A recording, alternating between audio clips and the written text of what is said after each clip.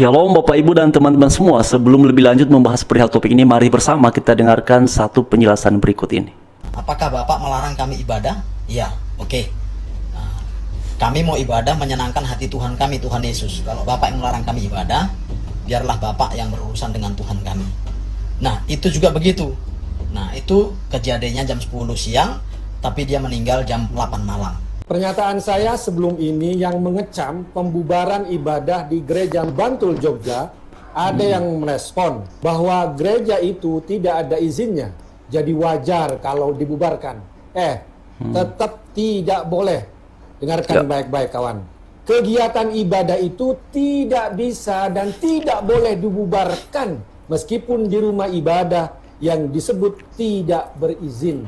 Ada dua hal mendasar yang sangat berbeda secara prinsipil dan konsekuensi hukumnya juga berbeda.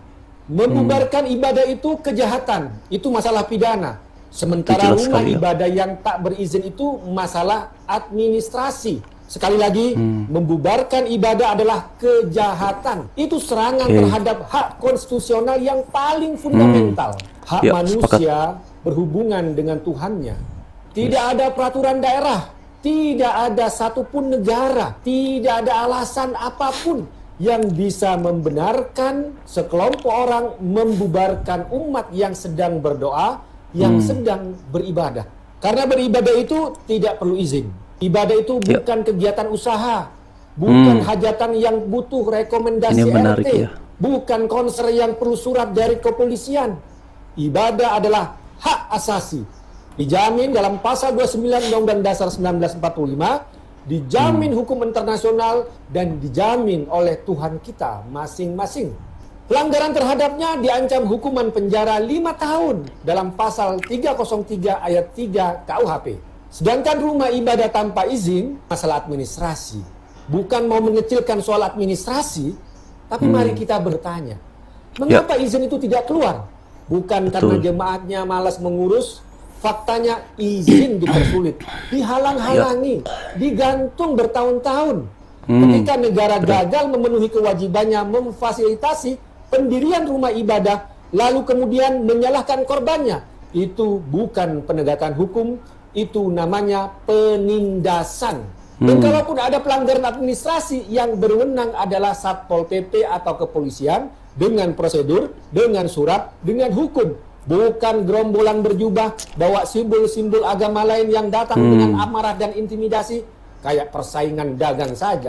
Takut dagangannya tidak laku, kemudian maksa nutup warung di sebelahnya. Tindakan yang benar itu bukan mempersulit izin, lalu membubarkan ibadahnya, itu menindas. Yang benar adalah bantu izinnya keluar, bukan menggagalkan ibadah umat lain. Negara tidak boleh membiarkan hak beribadah warganya direnggut oleh preman dalam kostum apapun. Tangkap pelaku pembubaran ibadah. Luar biasa. Ini penjelasan yang sangat lugas, tegas dan juga jelas dan sangat argumentatif. Bapak Ibu, seperti yang sudah kita dengarkan bersama, ini diposting oleh Pak Gun Romli seperti yang ada di layar. Dan dalam postingan beliau juga menyampaikan sebuah narasi bahwa hentikan pembubaran ibadah dengan dalih rumah ibadah tidak ada izin. Ini menarik Bapak Ibu dan teman-teman sekalian, karena tidak dapat diabaikan bahwa selama ini manakala ada kelompok-kelompok yang intoleran itu mengekspresikan gerakannya, keinginannya dengan membubarkan secara paksa, melarang secara paksa kegiatan peribadatan, bahkan seperti yang terjadi pada beberapa hari yang lalu ini kan, itu ibadah sedang berlangsung, lalu mereka datang dengan begitu akhirnya terjadi dorong-mendorong. Memang sudah ramai sekali, tapi poinnya adalah seperti yang tadi disampaikan oleh Pak Gun Romli, kalaupun suatu tempat ibadah itu belum ada izinnya, maka disinilah peran negara harus hadir. Dan kegiatan peribadatan itu, karena tadi dijelaskan, karena itu adalah hak yang konstitusional, maka tidak boleh ada orang yang melarang. Tadi jelas sekali Bapak Ibu, beliau mengatakan bahwa kalau ada orang yang melarang kegiatan peribadatan, berarti ini adalah pelanggaran terhadap hak konstitusional warga negara Indonesia. Dan itu adalah kejahatan. Nah, kalau selama ini sudah sekian kali, bahkan ratusan kali kegiatan peribadatan itu dilarang, itu dibubarkan, sudah berapa kali kejahatan terjadi Bapak Ibu sekalian. Dan sudah berapa ya dari sekian ratusan kasus, berapa mereka yang kemudian diproses secara hukum, berapa di antara mereka kemudian ditangkap karena ini adalah kejahatan. Kalau berpedoman pada penjelasan dari Pak Gun Romli tadi seperti yang sudah kita dengarkan bersama-sama. Tidak sedikit banyak kasus pelarangan ibadah, pembubaran ibadah itu ujungnya yang meredup selesai begitu saja. Tapi juga patut diapresiasi dalam beberapa kasus para pelaku itu ditangkap dan dipenjarakan. Oleh karena itu pada akhirnya harapan kita adalah, ini terutama saya selalu sampaikan mengenai SKB 2 Menteri atau SKB 3 Menteri itu. Bapak Ibu teman-teman sekalian, ini sudah berlaku 20-an tahun. Dan selama 20 tahun terakhir ini, coba kita hitung itu berapa kali, berapa ratus kegiatan peribadatan itu dilarang. Atas nama apa? Atas nama perihal perizinan. Ditanya mengenai aturan dan segala macamnya. Tapi sebenarnya pertanyaan yang paling sederhana adalah, kira-kira apakah hanya tempat-tempat peribadatan, beberapa tempat peribadatan orang-orang yang beragama Kristen itukah yang belum ada izinnya? Dan apakah dengan belum ada izinnya itu disebabkan karena kemalasan mereka mengurus, ataukah memang sulitnya untuk mendapatkan izin? Bapak Ibu, kalau kita searching ya, ada banyak tempat-tempat ibadah yang belum ada IMB-nya, yang belum ada izinnya. Apakah kemudian orang-orang yang melarang mempertanyakan perihal perizinan tempat-tempat ibadah saudara kita yang beragama Kristen itu kemudian mereka juga berani dan jujur secara objektif bersikap sama seperti ada tempat ibadah yang tidak ada izinnya jikalau itu adalah milik saudara yang beragama Kristen? Wah, inilah yang terjadi Bapak Ibu sekalian. Tapi bagi saya secara pribadi, saya sepakat tadi dengan apa yang disampaikan oleh Pak Gun Romli, bahwa hak konstitusional itu jangan disamakan dengan hal administratif. Beribadah itu adalah hak warga negara dan itu konstitusional, maka tidak boleh dilarang, tidak boleh dibubarkan.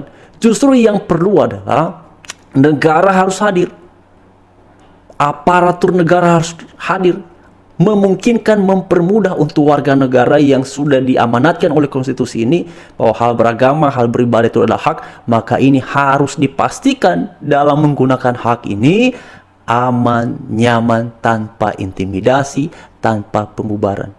Lalu bagaimana dengan perihal hal administratif? Ya saya sepakat, dibantu proses perizinannya. Karena itu kalau ada warga yang mencari tanda tangan, ya dipermudah saja.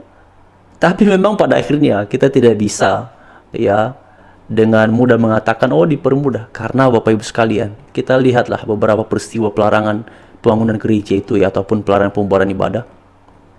Bukan karena nggak ada izin Bapak Ibu, bukan karena juga mereka nggak mau urus. Bahkan ada yang sudah ada izin masih dipersoalkan. Ada yang sudah dapat tanda tangan 60 masih bisa dipersoalkan. Siapa yang mempersoalkan?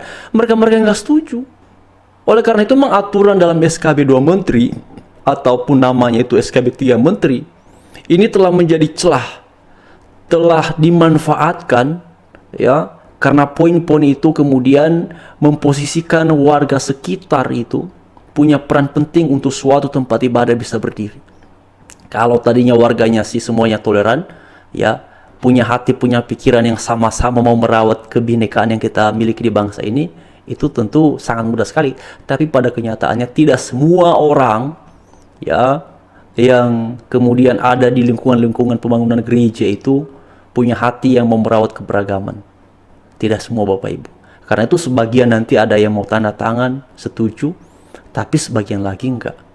Ya, oleh karena itu solusi yang paling baik atas situasi keadaan yang sudah berlangsung sekian tahun ini, revisi, kaji ulang SKB 3 atau 2 Menteri itu. Sederhana saja, biarkan perizinan bangunan rumah ibadah itu satu pintu, yaitu datangnya dari negara, misalnya melalui Kementerian Agama. Biarlah Kementerian Agama saja yang mengecek, yang memastikan ini layak untuk dibangunkan suatu tempat peribadatan, untuk memastikan hak-hak warga negara yang dimandatkan oleh konstitusi ini dapat digunakan dengan aman dan juga nyaman.